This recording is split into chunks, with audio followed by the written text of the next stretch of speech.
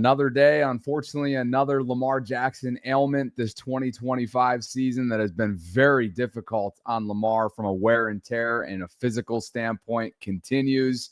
I'm going to break it all down for you coming up right now inside the channel. Appreciate you guys for being with me. This episode is brought to you by my friends at Preston Automotive Group. And if you could on the way in, please like the video, subscribe, hit that notification bell. Consider becoming a channel member or gift-giving membership today. And vote in the poll that I have right now if you feel inclined. And it has everything to do with Lamar Jackson's health. Will he be healthy, and I mean fully healthy, again this season? We now know about 4 known, meaning like publicly known, ailments that he's dealt with. First, it was a hamstring, which caused him to miss multiple games. And, of course, he exited the second half in Kansas City. What was that, 2 months ago at this point? Then 2 weeks ago, he popped up after the Minnesota game against the Vikings with a knee. After the Cleveland game, he popped up and missed a Wednesday practice with an ankle. And now, just moments ago, it's a toe. This is an estimated participation list here from the Ravens released moments ago. They held a walkthrough today on a short week, gearing up for week 13. Cincinnati Bengals come to town. It's Thanksgiving primetime football in Baltimore. But here he is again. Lamar with a toe. So if you're wondering why he maybe was unwilling to tuck it and run, take what the defense gives him, and do what Lamar does best when a play breaks down, yesterday, I think maybe this is one of the many reasons physically as to why he was set back. Which is, again, laughable when you think about what Brandon Stevens, and again, I'm not ripping Brandon for his comments, but he was asked multiple questions related to Lamar's health yesterday. And this was less about what the Jets did defensively to game plan against Lamar and more about, if not everything about, where Lamar is physically right now. What Lamar's done throughout his career, you've probably seen firsthand what he's done throughout his career. You guys made him look pedestrian. What were you doing to kind of complicate things for their offense, specifically for him?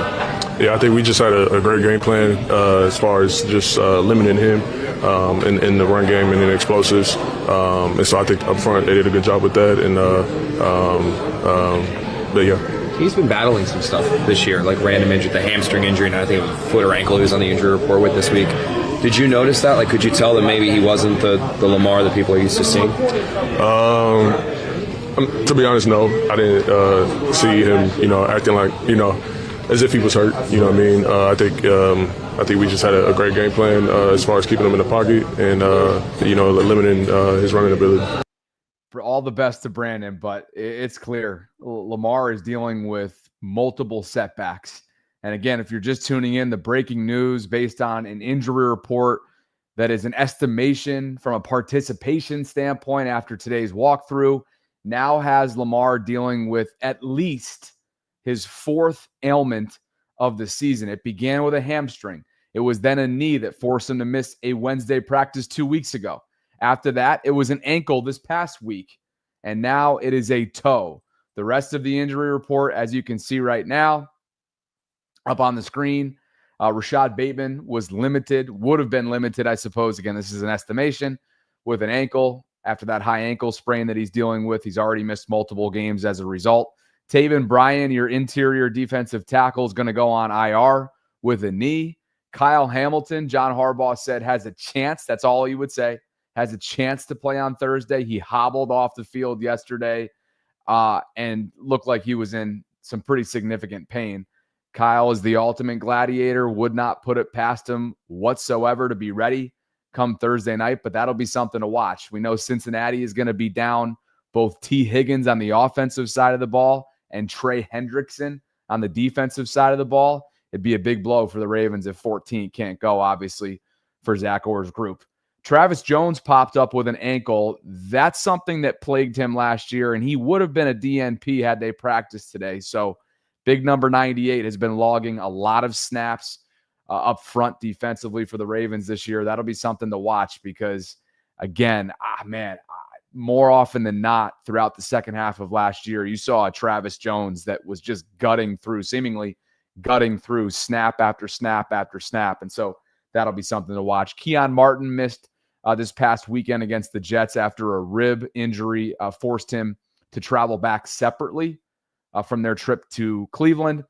He's still dealing with that and would have been limited today. Again, had they practiced, this is a estimation based on practice participation after a walkthrough. What is going on in the live chat? Can we, Jesus, you guys are throwing haymakers around. So anyway, this is the breaking news. This is why I was a little bit late. John Harbaugh just sharing a few notes a short while ago here related to the overall health of the team. So it's a short-term IR stint potentially for Taven Bryan.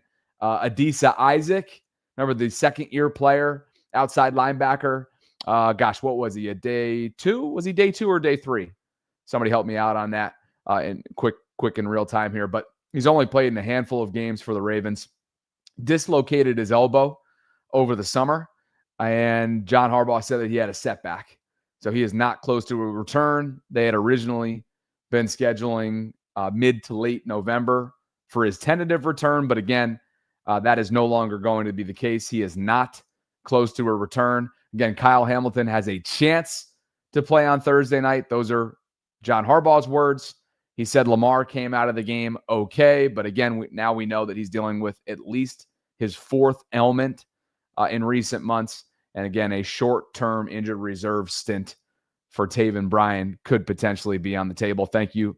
It is a third-round pick, is what Eric DaCosta spent on Adisa Isaac, whose young career in Baltimore continues to be a colossal disappointment. There's no way around that. It's a bummer. They continue to go back to the Penn State well. They continue to struggle both in the Penn State well and also at that position, the outside linebacker position. I keep forgetting who coined this a month or two ago, but Sarah and I think it was in the Vault live chat.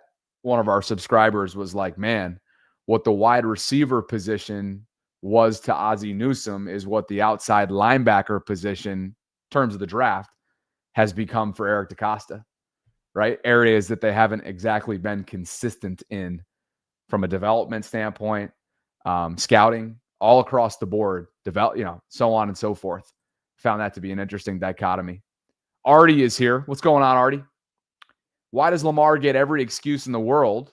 No one said anything when he dropped 4 touchdowns against Miami when he first came back from the hamstring.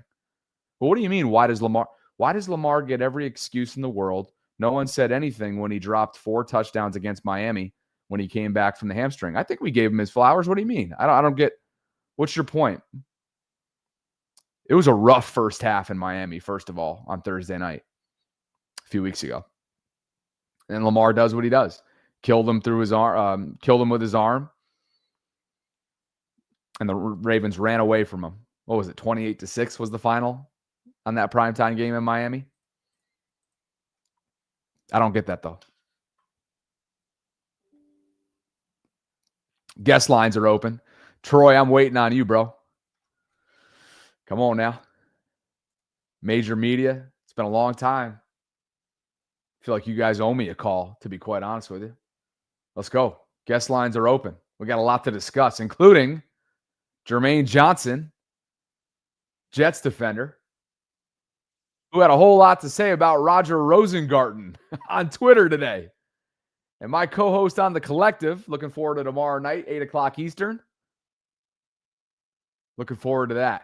I'm sure Cole's going to have a whole lot to say about that exchange. If you haven't figured that out yet, or you haven't seen what I'm talking about, let me set this up accordingly and give you a little bit of positivity. Apparently people think I'm too negative in here. At least they do in the vault. And when I say they, hopefully it's only a handful of people. The positive here is that the Ravens are atop the division. They have clung and dug and dragged themselves out of the 1-5 hole, and they're 6-5. Yes, they're interlocked with Pittsburgh, but right now they'd have the tiebreaker because of divisional record. They're 2-0. They swept the Cleveland Browns. 4 more to go starting on Thursday night at their place against the Cincinnati Bengals, who will more than likely have Joe Burrow with them for the first time since he underwent that turf toe. I think it was a grade 3 turf toe procedure. So Joe will be back. We'll see if he's rusty at all, and we'll see what the Bengals can throw at him. Jamar Chase will be returning from suspension. But the good news is the Ravens have a pretty darn good chance of controlling their own destiny in this upcoming closing 6-game stretch. 4 AFC North opponents, New England, and a trip to Green Bay in the frozen tundra. Now, the more constructive way of looking at things right now in the here and now is what Greg Rosenthal sets us up with. And that is the Ravens are outside the top 10 offenses in virtually every metric since Lamar returned from the hamstring a month ago. Lamar himself is averaging 2.84 yards per carry with 2 fumbles over that span, and we know why.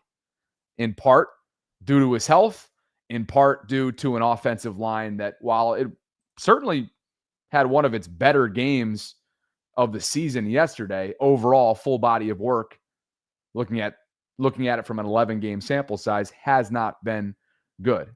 So between those two things, man, it tells a full story. But again, this was not the problem yesterday. This was more about Lamar yesterday, to be quite honest. And Spenny shows why. Pro Football Focus has Lamar kept clean on 72.4% of dropbacks. This was from yesterday against the Jets. Yes, it's a Jets defense that just went through a fire sale and struggled early and often, aside from controlling. Excuse me. Hold on a second. They dictated the entire, just about every aspect of the first half yesterday. Let me be clear on that. I don't want to shortchange them. They literally dominated the trenches first 2 quarters yesterday. Lamar was pressured 8 times on 29 dropbacks and only completed 1 pass when pressured. Let's get to the Jermaine Johnson stuff. Because Ravens Nation Live had this to say on X this morning. They wrote, Ronnie Stanley dominated Jets edge rusher Will McDonald IV on Sunday, allowing just 1 pressure on 22 pass blocking snaps. On the right side, Roger Rosengarten held his primary matchup, Jermaine Johnson, to 0 pressures on 18 snaps. Massive performance from the Ravens bookends. Jermaine quote tweets Ravens Nation Live and is on Twitter the day after suffering their 8th loss? What are they now? 2-9? Oh, excuse me, their 9th loss. The Ravens handed the Jets their 9th loss. Year 1 under Aaron Glenn. And Jermaine writes, I cooked 70 with a bunch of laughy emojis. Even with chip help, LOL. Having 8 back there saved him. Well, first of all, look, Lamar's Lamar. I hope you don't take this the wrong way. But an immobile Lamar can only save his linemen so much. And I think we've seen that rear its ugly head since he really became limited in recent weeks physically with, as we now know tonight, his 4th, at least, known ailment that set him back. And it's clear. He's protecting himself. He's tentative. In recent weeks, his pocket has been congested, tight, narrow. So anyway, Cole was going to have a little bit of fun with this, right? Cole Jackson pulls up this rep on the Derrick Henry touchdown on 4th down. We all remember this. And you saw 42 do what 42 does, right? Pat Ricard puts Jermaine Johnson in the dirt and Derrick walks in untouched. Exceptional job here. Great feel and great call by Monken and Harbaugh. And this was just had to happen, right? Got to have it. King waltzes in untouched. Well, it was Jermaine that was on the wrong end there of a Pat Ricard explosive, let's call it. 42 continues to look better and better as he gets his legs under him to start off this season, really the last few weeks since returning from that calf injury. So Cole singles out and snips that clip that I just referenced. And he writes, speaking of getting cooked, who's number 11 on the Jets? Pat Ricard just planted some new grass seed with his face. And then Jermaine gets schematic. And he quote tweets Cole and writes, LMAO, this is how I know y'all don't know ball. On this call, my gap is inside of 70, meaning Roger Rosengarten. When I sensed him in 42 trying to wash the line down, I played back into 42 and I put him in the gap. closing the B and C gap the best I can using his body. Common football knowledge. If they're trying to wash you, put his body in the gap, but I don't expect y'all to know this. LOL. Okay. So he and Cole are having a little bit of fun. What does Cole do? He goes and snips just about every matchup between 70, Roger Rosengarten, and 11, Jermaine Johnson. And here are those clips, again, compiled by Cole. And I actually haven't even watched them yet, so let's go do it. Lamar got the ball out of his hands quickly there, so hard to even evaluate that one. He's flushed out on the right-hand side there. Wait a second. Did I grab the right one? Oh, shoot. I don't know if I grabbed the right one. These are going quick. Or maybe this is the right clip.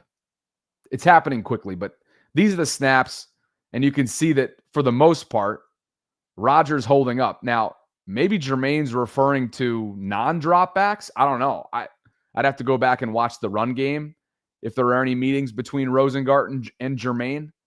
But there he is. Rodgers just holding his own there on the left-hand side of the screen. There was chip help at times right there with Mark, as Jermaine said in his tweet. So again, I'm watching this with you for the first time. NFL Pro All 22 here, compiled by Cole today. I'm sure he'll share his observations more in detail on the collective tomorrow night. He pushed Roger back a little bit there at the point of attack, right? All right, hold on a second, right here. Bang. But Roger stood tall. That did affect Lamar's throwing lane, though, right? Take a look. Right. Watch Roger get knocked back ever so slightly. Did I skip too far ahead? Right at the point of attack. I think I'm missing it by a half second here. Let's see.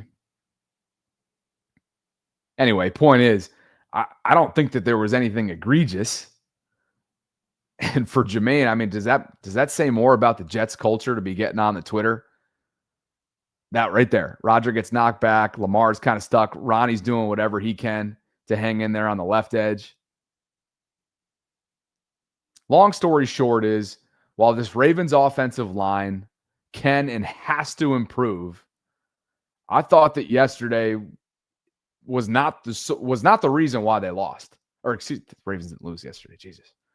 Was not the main reason, was not the main culprit for why this offense was only able to put up 23 points, in large part due to some opportunities that they got in the form of 2 turnovers.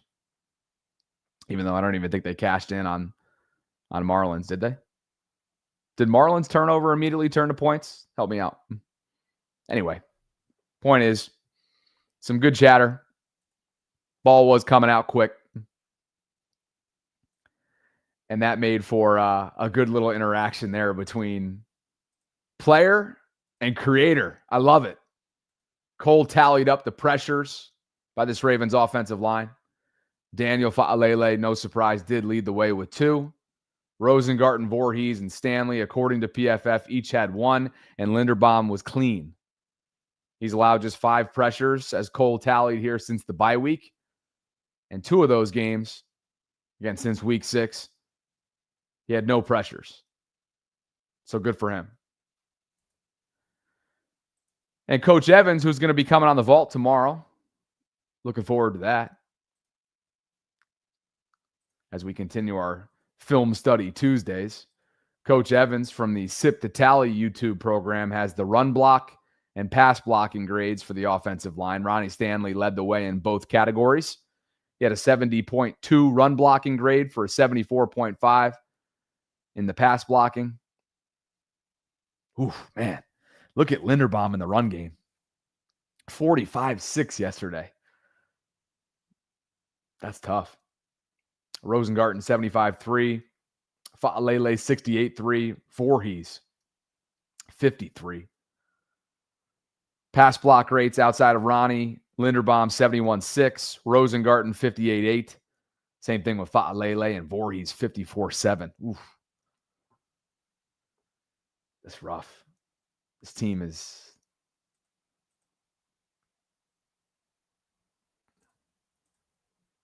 tough. It's not the be all end all, these grades, but I think that tells the story in a lot of ways right now with some of their deficiencies. Could we get a look at Emory Jones along these lines in the coming weeks? John Harbaugh was asked about Emory after he was activated to the active game day roster yesterday, but they never saw him. They never played him. Jones up yesterday for the first time, and then he didn't play. Was there a plan to give him a look, or was it a matter of just have him up if we need him? I just kind of moved into that role of one of the 8 being active, and was ready to play him if needed. And I think we'll see where it goes from there. Just going back to Emory, is that a situation where you can maybe see a rotation at some point, or is that something you prefer really not to do? You know, I think everything's on the table. We've done that before. We were probably one of the first teams that started rotating linemen, if you remember. That was kind of unheard of. When did we start? 3, 4, 5 years ago? We did it a few times. So definitely not opposed to doing that. All right, we've seen it. Yeah, we have. We have seen a rotation, particularly last year, and Patrick McCary was a part of that, of course, throughout his time in Baltimore towards the latter years. Quote, was ready to play him if needed. We'll see where it goes from there. Everything's on the table. Definitely not opposed to doing that, referring to the potential rotation for Emory Jones Jr. Emory, of course, as you probably have gathered by now, had a labrum procedure not long after the combine in March. Ravens drafted him on day 2 out of LSU as a tackle, had guard experience, was on the non-football injury list for the majority of this season, leading up until maybe early November when he was activated from NFI. And now he remains an option for this team. Remains an option at either one of the guard positions. Perhaps it is left guard. Can you imagine if Voorhees ends up rotating after all this? If Voorhees ends up rotating with Emory Jones Jr., there will be a lightning storm in this fan base if that's the case. But honestly, with the guard play, and you look at those grades that I just had up on the screen, is there really going to be that much of an argument? Artie writes, Lamar's playing horrible the last 3 games as a passer. And he also writes, we need to sign Pickens this offseason. Yo, George Pickens. Have you guys been watching what he's doing in Dallas the last couple weeks? I mean, he clearly was a headache during his time in Pittsburgh, and they very clearly used the money that could have potentially paid him with, and instead gave it to DK Metcalf. But Pickens is something else. Some of these 50-50 balls that he comes down with, and his acrobatics and his body control and that inner dog, man, Pickens is friggin' fun to watch. He's something else. I've really enjoyed that. And what a collapse by Philadelphia, by the way. That is a total collapse. And speaking of dogs, again, Jamar Chase will be back after his 1-game suspension for spitting on Jalen Ramsey a week or so ago. But no T. Higgins. Joe Burrow will be starting. So it's no Joe Flacco. Can you imagine if the Ravens saw Joe Flacco twice in one season as the opponent?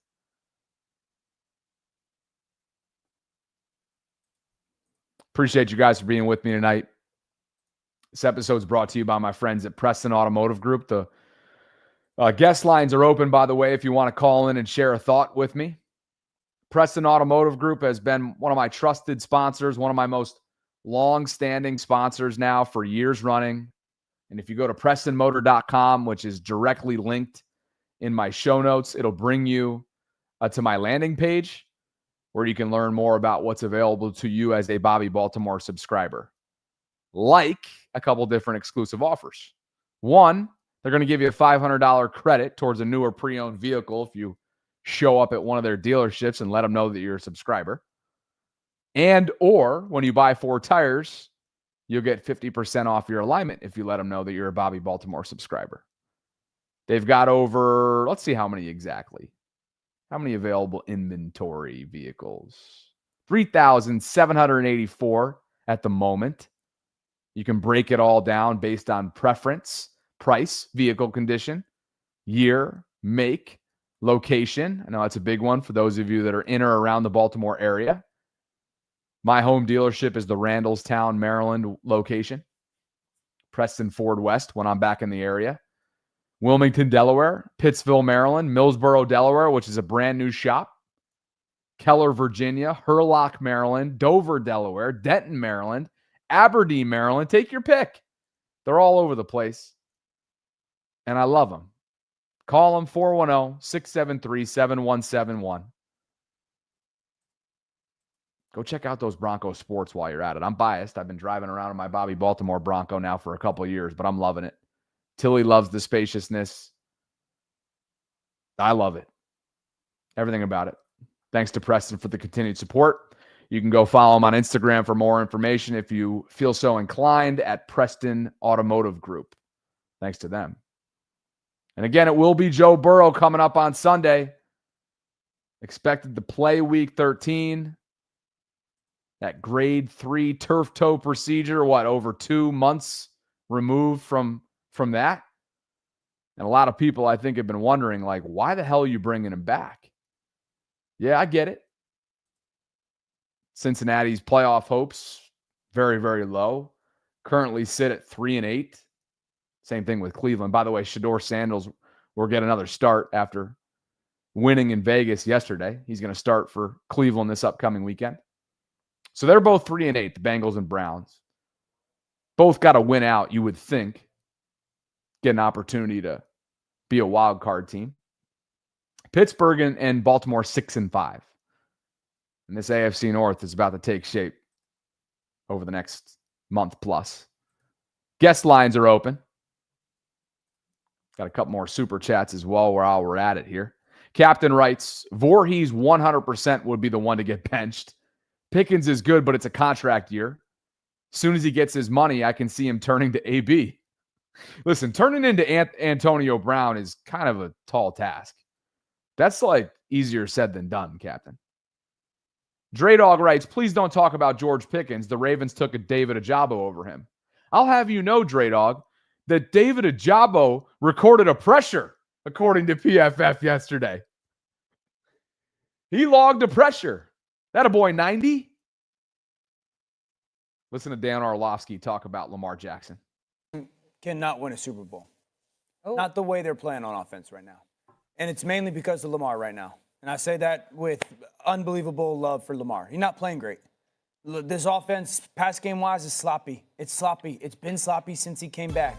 They can't capture the edge and run. Keaton Mitchell needs more touches. One of the shocking things that I've seen is, you know better than me.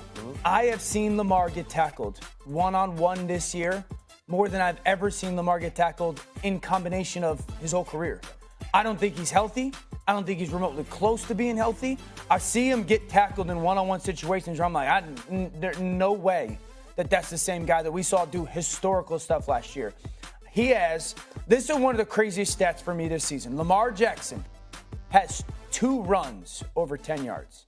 Lamar Jackson, one of the most exciting, dynamic, talented players to ever play in the game. He's got 2 runs over 10 yards. He's got as many one-on-one tackles have been made against him the whole season. Wow. 2. So right now, can they get there because of the past and the respect? Yes. But right now, this offense cannot win a Super Bowl. It's hard to argue with that, which is why I kind of took the stance that I did on the vault today when we talked about, contender versus pretender. And it's the same thing last night. The debate that Luke inspired when it comes to, first of all, defining what a good team is. And then once that definition is decided on, divvying up whether or not the Ravens resemble a good team. And I think they could at some point, but I don't view them as a good team right now. I don't view them as a legitimate contender. I think they control their own destiny and are very much capable of winning this division and punching their postseason ticket. But I have no idea, which is why I declared them cooked over a month ago. I have no idea what they're going to do outside the favorable stretch that is now in the rear view. And so while I'll be happy to eat my words over the course of the next 6 weeks if they answer the bell and beat in-division teams on short weeks and Pittsburgh rivalry type games and a frozen tundra experience against Micah Parsons and the Green Bay Packers and the surging New England Patriots. And Mo, by the way, I'm very, very aware of just how wide open the entire AFC playoff picture is, which certainly bodes well for them in the here and now. But now that this favorable stretch is behind them, this pretender versus contender conversation is really about to start take shape. I'm looking forward to it. Let's talk about Lamar Jackson's health. Go to the guest lines. There will be a timer tonight. I may never not go with the timer again. Save Day says, oh, shut up, Bobby. You didn't even think that they would win the division. There's nothing I can say. There's just nothing I can say to please all of you. There just never is. Never, ever. I was told I was negative. I was told I was racist. I've also been called good things, especially on Walk and Talks. Let's go down to Mexico. Talk to Manny. See how he's feeling coming off this game.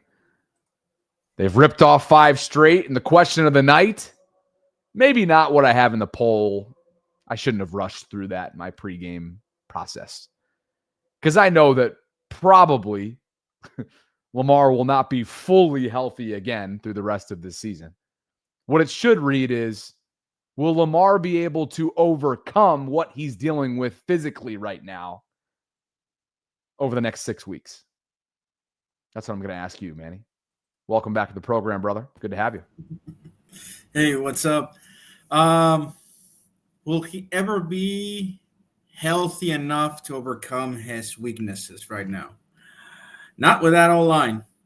And I tweeted Jeff. He hasn't answered, but I'm hoping he answers tomorrow in the collective. If Harbaugh is saying that Emery is going to play, it's more so a smokescreen to just shut up and shut down that conversation of, I know my guards are bad, so here's the quote-unquote vault that we had with Giro, not with the guards. So just shut it down. Okay. I mean, it all depends on that O-line. If he can feel protected during those plays, it can actually help him, be a little bit more mobile, or, you know what, let's have a little here and there play that I like to use, with mobility.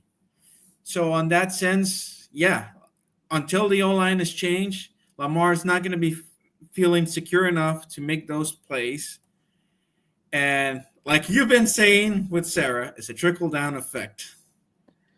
The cumulative effect is real, my man. Appreciate the call, brother. Mr. Mexico, guest lines are open. If you'd like to share a thought with me, you can click on the link that I have pinned in the live chat. Would love for you to vote in the poll tonight as well. Yes, I've been enjoying this new feature. I actually really like this feature. And I like when Olu drops in super chats, because you cracked me up earlier, Olu, and now you're back. I appreciate you.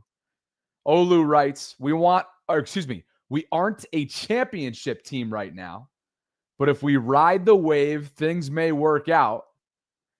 And to answer my question that I asked from earlier on, OAN means on another note, LOL. Olu, appreciate you. Thanks for the comment. That's one of those, if you know, from the vault earlier today. My man. Captain writes, you're just realistic, and Sarah is super optimistic, so it balances out. I think Lamar also playing tight a little bit because he knows there's no room for error. The crazy thing is, and I've been operating under that, what up until now has been fact, the razor-thin margin for error because of that 1-5 hole that they dug. The more that this division, the AFC North, continues to fold and lay down in a lot of ways for the Ravens, setting them up perfectly for where they now find themselves through 12 weeks, the more of a margin for error they have, like the greater margin. It's wild to think, but that's where things stand. Don't know if Aaron Rodgers is going to finish the season Yeah, it's his non-throwing hand, but he's dealing with a fracture in his wrist or a small fracture, whatever the hell you want to call it. And it was serious enough to sideline him this past week in Chicago. Mason Rudolph's not that guy. Cleveland's not a legitimate contender. And Cincinnati's 3-8 right now, and Joe Burrow's coming back to play football for the first time in 2+ months, who should not be overlooked, I might add. No Trey Hendrickson, no T. Higgins, 2 huge losses on each side of the ball, respectively. Jamar Chase obviously will be back from his 1-game suspension. Back to the guest lines we go. Rave, are you going to make me regret this? Welcome back to the program, my friend. Good to have you. And you're muted. Yo, I'm going to reset your clock because I love you. I'm going to reset your fucking clock. Man, I know you love me. Listen, man, I'm so glad you said you love me because E-Burst in the chat, I think his name is E-Burst. Man, you love me too, big dog. I love you too, bro. Like, because E-Burst in the chat, he'll say something slick to me, but then again, he'll say, like, something good about me too. So it's like, you know, it's all part of growth. I know all you Ravens fans love me, bro. And you know you love me, y'all. You know y'all love me because y'all know I'm real. Y'all know I'm real. I'm in Georgia. We can holler at me. We can throw them ones. I'm in the street. It don't matter. It's good. But anyways, I reset your goddamn timer for that. I regret it. Nah, I mean I'm just letting the clock run out. I'll be running your ass out of the waiting room in a second here. Hey, but you know, we're gonna do our thing against the Bengals, but you know, our offensive line just, you know, goodbye. Okay, he was actually for real about that. Amazing. By the way, he told me that I owed earlier today, and he did it just to piss me off. He told me that I owed Shedeur Sanders an apology. For what? I literally led the segment today in breaking down his first career start, which led to his first career win. Was it more about the defensive side of the ball and Myles Garrett playing at an all-world superhuman level who's going to shatter the single-season sack record? Yeah, but that doesn't mean that Shedeur wasn't without his highlights. That 52-yard bomb to Isaiah Bond was a thing of beauty. Yeah, that interception was one that he wants back, but I think he opens up the offense much more from a vertical sense than Dylan Gabriel does and did. So I don't know why I owe the kid an apology. I mean, during the pre-draft process and then after that whole saga, it was pretty simple. I was just recycling content from credible reports that shared some of his missteps along the way with team meetings and other ways that he handled the pre-draft process. So, I don't know. Pull up clips. Why not? Maurice, welcome back to the program. Rave, if you think you're getting another segment in here, you can go kick rocks. Maurice, welcome back to the program. All right, thanks for having me. Well, I'd say as long as the offensive line continues to carry it on, waiting around here, and then I still have some optimism that Lamar will make somewhat of a recovery, if not a full recovery, towards, heading towards playoff time. But here's the bright side: facing against Cincinnati, we don't have to worry about Trey Hendrickson, so that would make the task a little simpler for our tackles. Whether it's Ron Stanley or Roger Rosengarten, so that should simplify things a little bit. But there's still concern with the offensive line, so we just got to continue, iron out the wrinkles within the offensive line. It's like I mentioned before, January football is around the corner, so we just got to buckle down and get ready. But we still have a lot of work to do with this unit. Thanks, brother. Good to see you, man. All right, thanks for having me. Guest lines are open if you guys want to share a thought with me on anything related to what's transpired the last couple hours. The most recent revelation or the most recent development is that Lamar is now dealing with at least the 4th ailment of this season physically. It began with a hamstring that forced him to exit in the second half in late September in Kansas City. He would then go on to miss multiple games. Then 2 weeks ago, he missed a Wednesday practice after the Minnesota Vikings game with a knee. Sustained a very hard hit that was called roughing the passer by Dallas Turner in that game. After getting sacked multiple times, I think it was 4, if I'm not mistaken, or maybe 5, against Cleveland a week ago, he popped up and missed Wednesday's practice with an ankle. And now today, had it been a legitimate practice, which it wasn't, so it was an estimated participation report, as you're seeing right here, he pops up with a toe. That's what's going on. Mike says Bobby is going to take this toe status and run with it. Mike, use the goddamn link to call in. E-Burst? What the hell is... Oh, okay, I forgot you. I forgot your last name. I forgot. You motherfucker. You know, when you guys try to like hide and like just a guy, Chef Trez came in and labeled his guest access self as just a guy. And I don't see it until he puts himself on the screen. And then, of course, okay, I see Chef Trez. He's rocking his beanie. He's hanging inside. He's got his like apron on. He's cooking up like a, 3-course meal. Evan is in the waiting room, and Olu just chimed in as well. Oh, it's getting good in here now, baby. These guys think I'm going to say fuck a 60-second timer. They got news for him. Welcome back to the program, brother. What is up, dude? So first of all, Rave, all love with you, my friend. I need you to know that. That's why I did the E-Burst name, just because that's what he referenced. I fucking adore you. I love your takes. And I know you got thick skin, so it's more of banter, if anything. Nothing ever malicious. But for real, my thing, I'm resetting your shit. Hey, there we go. So my take is, though, I don't understand how Monken on a week-to-week basis can see Lamar in practice and know what his limitations are and still fail on a weekly basis to scheme up a good game plan that takes those factors in mind. I mean, the lack of screen game, the lack of outside runs with Keaton. I know the offensive line is limited there as well, but I mean, the screens would open up some things for that O-line and probably play to their weaknesses a little bit more.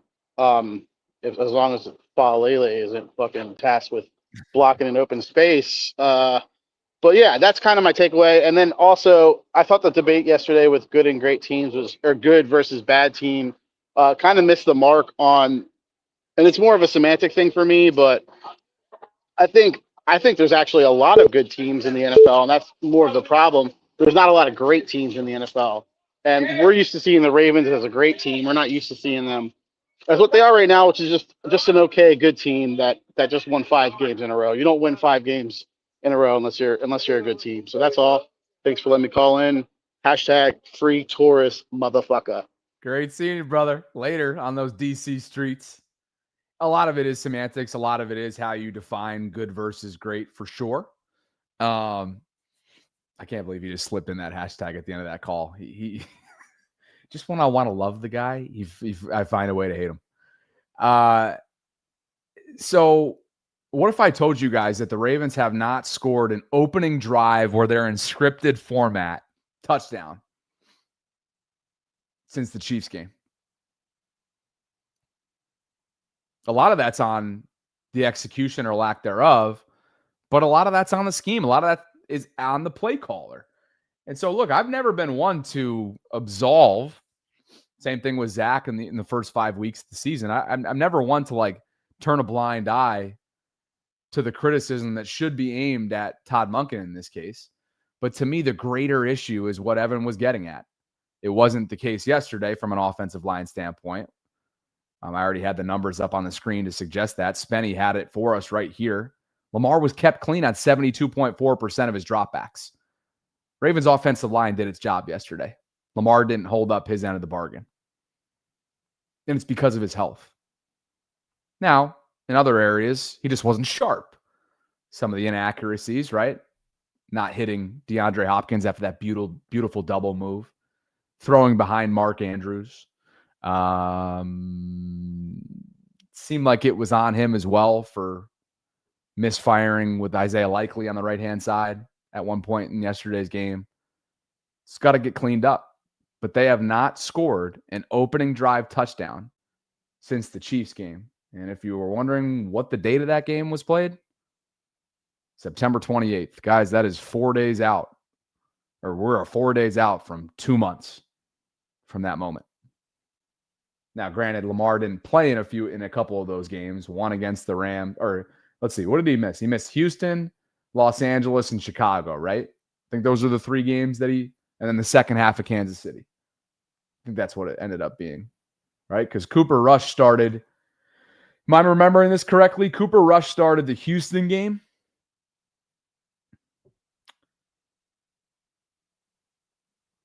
Wait a second. Did Cooper Rush start both Houston and the Rams game? I know Huntley got the Bears game and beat them. But did Cooper get both of those games? Maybe you guys can help me out there. I'm having a brain fart. Oh, Lou, you ready to roll? Let's bring you in here. Welcome back to the program, brother. Good to see you. What's up, Bobby? You're funny, hey, man. You Look, crack me up. You do. So two things can be true at the same time. So I'm at the fire station, so I have to be mindful how I talk. Okay. But 2, so it's not that it's super negative, but it sometimes feels like it's over like the top with.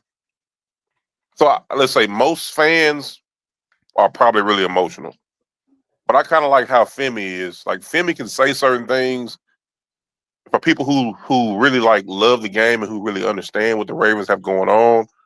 Some of the stuff is like, okay, we understand, but it's like so when we lose, like, fuck, we lost. And then it's like Bobby coming on with, they told you kind of vibes. Not like you saying I told you, but it just feels like that. And it's like, God damn it, Bobby. Fuck, man, we know this. And then Sarah hits us with the, it's gonna be okay, and that's cool. But before I go, you do a hell of a job. Can I interject though? Can I interject? Yes, go ahead. Please. I want to follow up and fuck a timer. That's what everybody's been waiting for. Fuck a timer. Okay.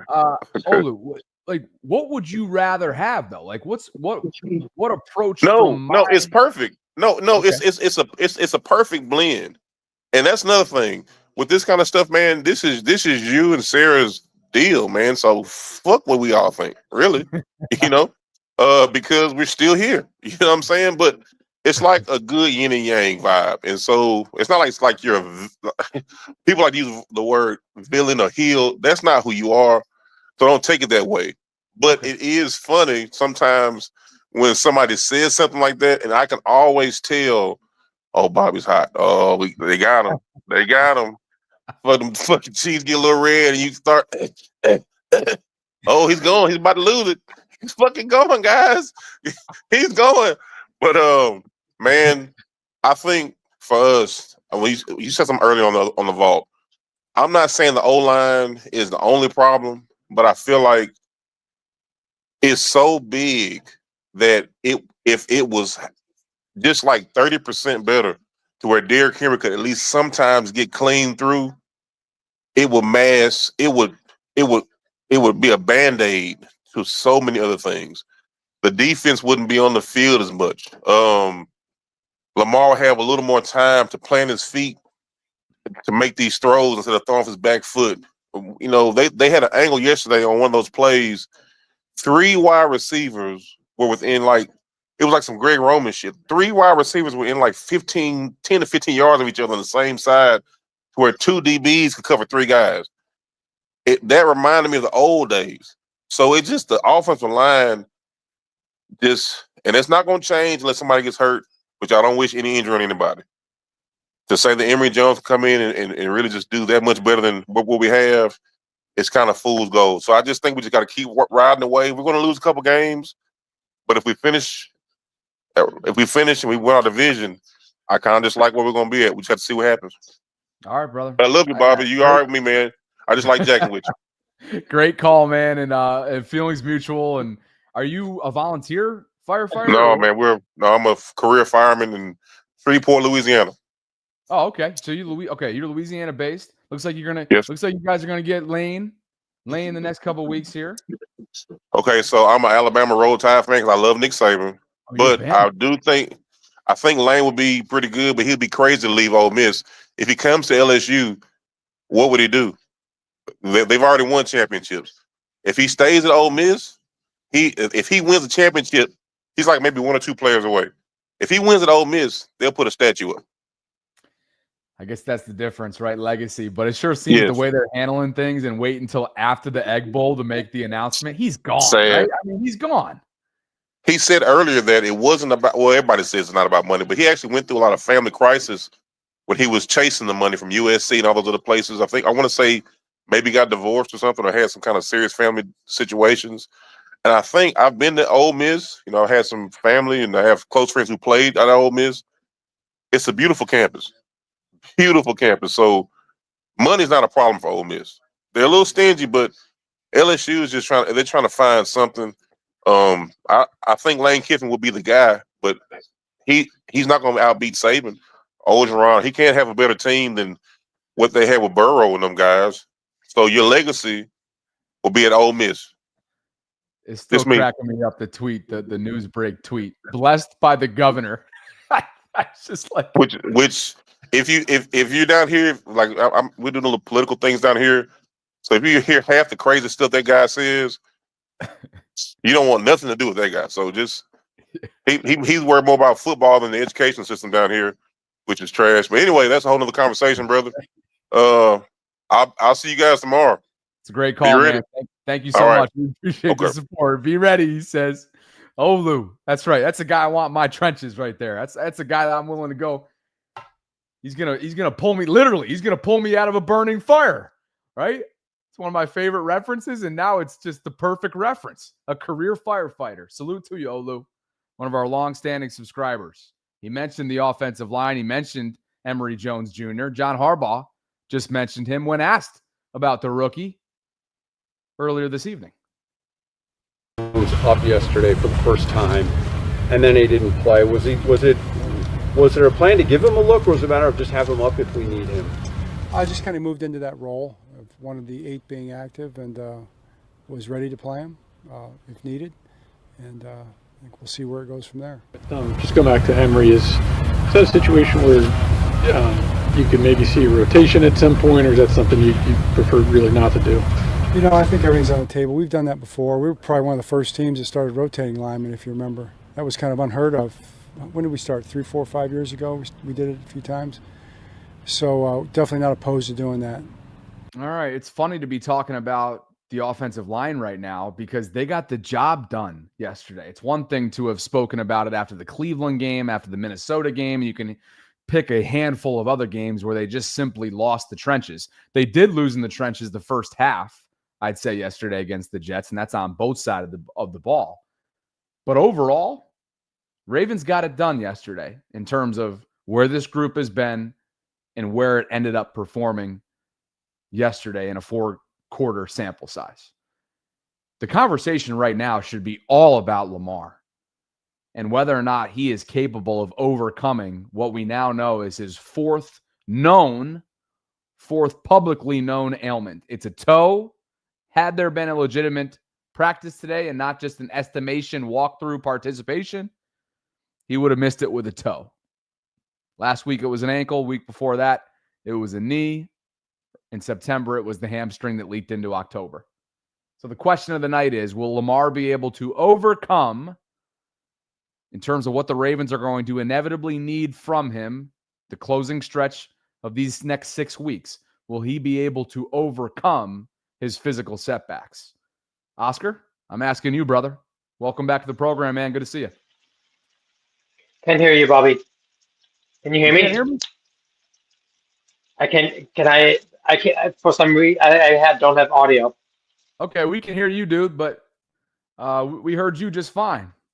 What's up with that, Oscar? Come on, man. Did you guys miss this from Derrick Henry last night? Just in case you did, here it is. Feeling of you guys on the offensive side of the ball, getting the win, but knowing that you didn't play up to you guys' capability. I think you know. You just answered the question. We didn't play to the way we feel like we should, and we got to be better. What do you think that 4th down touchdown was a big kind of turning point in the game? Were you guys lobbying at all to go for it on 4th down in this situation? How big was it at that point? we just want to give ourselves a chance to be able to go score, and glad that we executed, be able to get it in there. And we just got to be better on offense overall. Some guys have said, you guys just not executing on offense on some of these opportunities. What do you need to do, I guess, in order to execute the way you guys want? What do we need to do as offense? Just to execute the way you guys want. Play better, execute. I don't know what else to say. We just need to play better, and everybody just do their job. All 11 takes all 11 to be able to execute, put plays together, put drives together, and end with points. How much of a challenge is it with Lamar not seemingly able to run the ball the way we've seen him run in the past? The read option's not been a big part of it. His design runs aren't a part of it. The defense looks like they're not have to worry about that. How does that affect their approach and the defense's approach? My approach is the same. Is when I get the ball, try to make plays and do my job. I can't speak for El. You have to ask him that. And just what we won today. So that's a plus. But just focus on being better. Let's try Oscar once more. Will the Ravens and Lamar be able to overcome his physical setbacks? That becomes the question. What's your answer, brother? Oh, no, he ditched again in the waiting room. What's going on, Oscar? It's all good. Having some connectivity issues. No worries. Captain writes, they knew he's been hurt since week 1 and haven't been able to script a good game. That's coaching malpractice. Maybe the NFL caught up to Todd. We don't technically know that he's been hurt since week 1. There are theories out there that he may have gotten hurt potentially on the Ed Oliver hit, but that's a theory. We don't know that to be true. We know that he's dealt with a hamstring issue that was serious enough to miss multiple games. We know he's missed multiple Wednesday practices that wasn't serious enough between the knee and the ankle to sideline him games, but clearly serious enough to limit him in games. We've seen that now for several weeks running. So, Oscar, I ask you, will Lamar be able to overcome some of these physical setbacks over the closing 6-week stretch that commences Thursday night? Welcome back to the program, brother. Can you hear me? Yes, sir. Can you hear me? There we go. Yes, I can. Okay. Sorry about that. No I think it really depends on how the next few days go. I think having the short week now and then having some time helps. Like I said yesterday, I think we'll make the playoffs. I think the division is ours. I see us playing the Patriots in the divisional round. I'll be there. I'm based in Massachusetts, so I think we'll lose that one, and I'm going to have to hear from it from all my buddies. But yeah, I think we'll have to see how the next 3 days go. I think having that mini bye after Thursday is absolutely going to be helpful. Yeah. The big question becomes, will a mini bye be that much of a difference maker for a player that clearly, one, has already had the benefit of a mini bye leading into, when was that? The Minnesota game, right? Coming off the Miami game, if I'm remembering that correctly. And then obviously multiple weeks, including the actual bye week to get his hamstring right. So you hope that that's the case. And I'm sure every day will benefit him. But will it benefit him and this offense enough, knowing some of the deficiencies that exist and probably aren't going to change overnight as it relates to the offensive line? So great seeing you, man. Appreciate the call, dude. Later. Oscar, and that's with a K in the middle of that. Oscar. Something I saw in the Discord group here just a short while ago I wanted to share with you guys. And it's a shameless plug. We're coming up on 1,500 members in this group. It's a 24/7 hub for conversations surrounding Baltimore sports, and it's free to join. I'll drop the link into the Discord, into the live chat right now. It's also pinned in the live chat as a pinned comment if you'd like to join. 24/7 hub for conversations surrounding Baltimore sports really in general.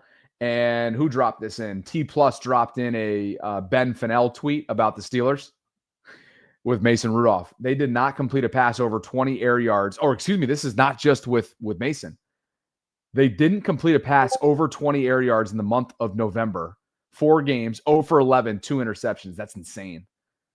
And then compares things to Jameis Winston, who started for the Giants yesterday. And if it weren't for some insane fourth quarter heroics and then a ridiculous Jahmyr Gibbs overtime walk-off run, Detroit would not have, they would have been on the ropes had it not been for all that. But anyway, this is what's going on in here right now. A lot of Ravens chatter. Why is Mike Florio wearing a Steelers jersey? Does anybody know? But you never know. Justin Tucker got a tryout today, his first since serving that 10-game suspension for sexual misconduct. So New Orleans took a look at him. There's Rave crashing out as per usual. Folks talking about Trey Hendrickson. Coach Evans is going to be on the vault tomorrow. Steve Loop. Great message from Tyler's father, who's a member of the Discord community. Fan passion is what makes football great. I enjoy all of the flock discussions, debates, and celebrations. I really love to win. We all hear you on that, Steve. It's great to have you part of that community. I hope you guys will join as well. Thanks for hanging with me tonight. Sarah and I will be back tomorrow at noon. That's 12 noon Eastern for a Tuesday Ravens Lunch Hour live stream. And we're doing a films study breakdown with Coach Evans, Sip to Tally. Looking forward to it. Thanks to Preston Automotive Group for the continued support. And thanks to all of you for hanging out with me. Shout out Romy Raven. Romy's dealing with some stuff across the pond in Germany. Stay safe, Rome. And thanks to everybody for hanging out with me tonight. Tila and everybody who's asking, you will be the first to know if I have an actual, legitimate, permanent significant other. Until then, I guess we'll never know. Later.